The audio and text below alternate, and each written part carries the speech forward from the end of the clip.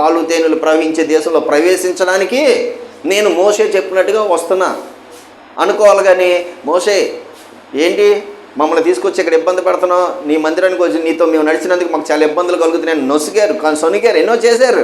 అయినా సరే దేవుడు మాట్లాడుతున్నాడు కదా, నీ చేతిలో ఉన్న కర్రని చాపి ఆ సముద్రం వైపు నీ చెయ్యి చాపి, చూడండి ఏమంటున్నాడండి అక్కడ,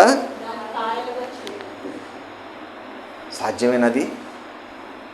ఇప్పుడు నేనున్నాను, దెయ్యం పట్టిన అమ్మాయి వచ్చింది, నిన్ను వదలపో, ఈ అమ్మాయిని నేను వదలలు అంటుంది, యేసునామములో పో దుష్టశక్తి అన్నాను అనుకో, మీరు నమ్ముతారు అసలు?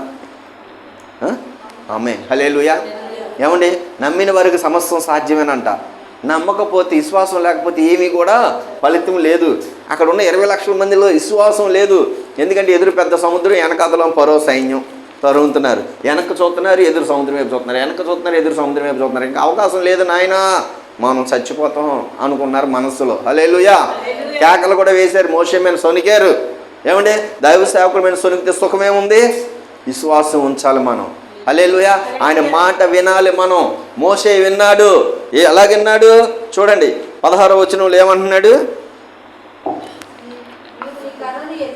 నీవు నీ కర్రని ఎత్తి ఆ సముద్రం వైపు నీ చెయ్యి చాపి దాన్ని పాయలుగా చెయ్యుము, అప్పుడు ఇశ్రాయేలు ఏంటంటండి, ఆరిన నేల అంట. సముద్రంలో ఎక్కడైనా ఆరిన నేల ఉంటుందా చెప్పండి? ఉంటుందా చెప్పండి? మన కృష్ణా నది ఒక 4 రోజులు నీళ్ళు ఆపేస్తే ఆరిన నేల ఎక్కడైనా కనబడుద్ది నీకు? 4 రోజులు ఆపేస్తే. కానీ వాళ్ళు అక్కడ ఆ రోజు అక్కడే ఉన్నారు, అప్పుడే నడవాలి వాళ్ళు. అప్పటికప్పుడు ఆరిన నేల వస్తుందా?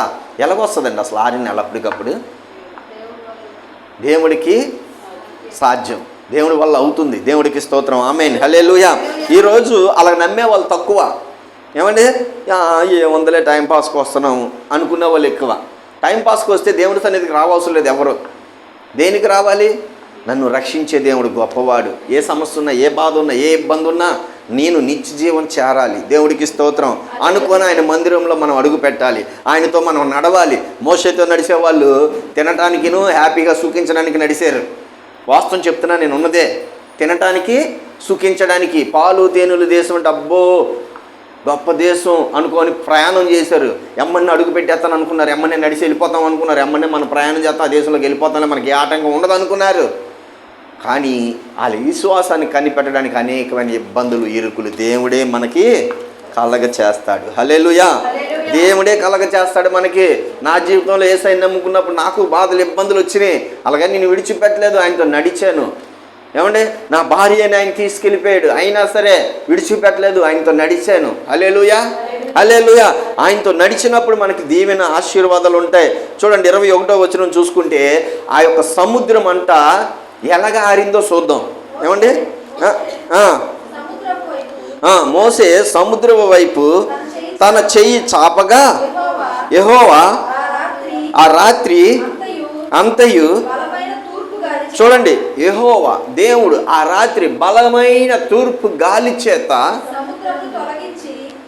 సముద్రం తొలగించాడంట.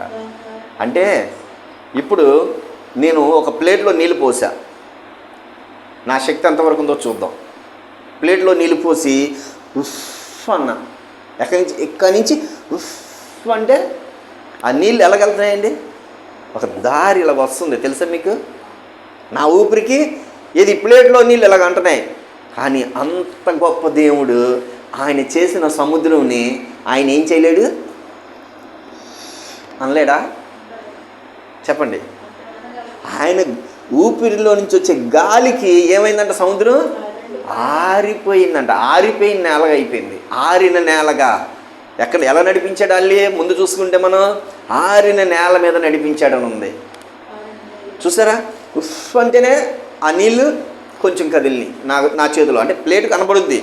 ఏమంటే కానీ ఉఫ్ అనగానే అక్కడ వరకే, ప్లేట్లో కాస్త నీళ్ళే కదిలిని. కానీ సృష్టించిన సృష్టికర్త కదా, మరి ఆయనకి అసాధ్యం కానిదంటే ఏమైనా ఉంటుందా చెప్పండి? సమస్తం ఆయనకి సాధ్యమే. ఆయన మాటను వింటే మన బ్రతుకులలో, మన శరీరంలో, ఏమంటే మన జీవితాల్లో, మన కుటుంబాలలో, మన పాడి పంటల్లో, మన యొక్క పిల్లల అనుభవాల్లో అన్నిటిలో కూడా గొప్ప గొప్ప కార్యాలు మనం చూస్తాము. హల్లెలూయా. నేను ఒకప్పుడు దేనికి పనికిరాని వాడిని. నా కుటుంబంలో అంత చదువులు లేని వారే, ఎవరో చదువుకున్న వారు లేరు అంత చదువులు నా కుటుంబంలో, నా ఇంటి పేరటోళ్ళు. కానీ నా దేవుడు నా బిడ్డలు హెచ్చించాడు. దేవుడికి స్తోత్రం. ఆశ్చర్యపోయేటట్టుగా చేశాడు. ఎందుకంటే ఆయనకి సాధ్యము, సమస్తం ఆయనకి సాధ్యము. ఏంటంట, పెంట కుప్పల మీద ఉన్న వాడిని ఎక్కడ కూర్చోబెడతానన్నాడు? సింహాసనం మీద కూర్చోబెడతానన్నాడు. దేవుడికి స్తోత్రం. ఆయన అంత గొప్పగా నన్ను కూర్చోబెట్టాడు. దేవుడికి స్తోత్రం. హల్లెలూయా. ఈరోజు తినడానికి లేదు అనడానికి లేదు, రోజు బిర్యానీలే తింటున్నా. దేవుడికి స్తోత్రం. హల్లెలూయా. మా పిల్లలు అక్కడ నుండి ఫోన్ చేసి, డాడీ రోజు తినవద్దు డాడీ అంటారు. అయినా సరే బాధలేదమ్మా, రాజులు తినే భోజనమేగా రోజు తినవచ్చు అంట నేను. దేవుడికి స్తోత్రం. హల్లెలూయా.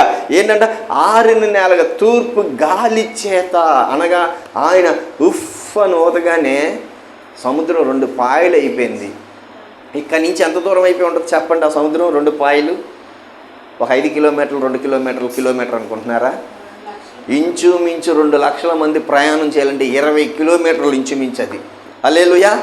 అది ఇంటించి అటు వెళ్ళాలంటే 20 కిలోమీటర్లు ఇంచుమించు ఉంటుందంట. అంత స్థలంలో దేవుడు ఏం చేశాడు? ఆరిన నేలగా చేసేసాడు. హల్లెలూయా. ఆరిన నేలగా చేసిన దేవుడు ఏమంటే ఇంకా వాళ్ళని సొనుగుతుంటే రాలిపోయేటట్టుగా చేశాడు.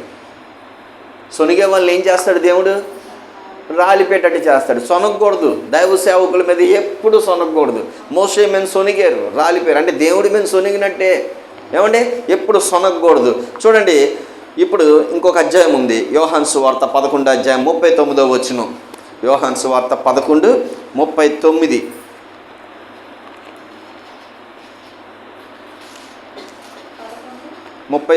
వచనం. చూసారా ఎంత కార్యం? ఒక మనిషి చచ్చిపోవడం ఎవరికైనా సాధ్యమేనా? చచ్చిపోతే లేపడం. ఏమండి, అందులో 1 రోజు 2 రోజులు కాదండి. 1 రోజు 2 రోజులు కాదు, 4 రోజులు అయిందంట చనిపోయి. 4 రోజుల తర్వాత యేసుప్రభు వస్తే అక్కడున్న ఆమె అంటుంది కదా, అయ్యా ఇప్పటికి 4 రోజులు అయిపోయింది అయ్యా, వాసన కొడతాడయ్యా, కంపు కొడతాడయ్యా అంటుంది. అంటే మనిషి ఏంటంట, ఈ యొక్క యూదులు నమ్మలేని స్వభావం. యూదులకి యేసుప్రభు చేసే కార్యాలు నమ్మలేకపోతున్నారు. అప్పుడు మోషేతో